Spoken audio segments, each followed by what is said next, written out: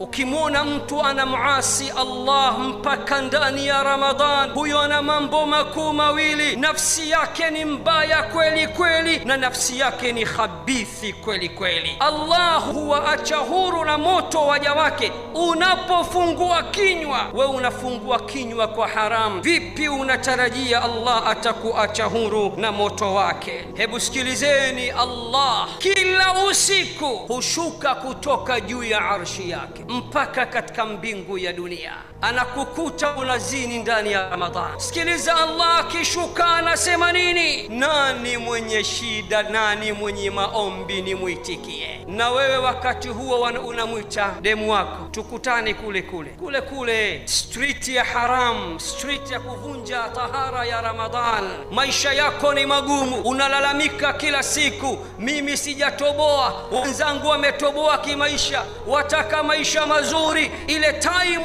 ambayo Allah anapokea dua za viumbe akupe maisha mazuri, uko ndani ya haram. Vipi Allah atakusaidia wewe?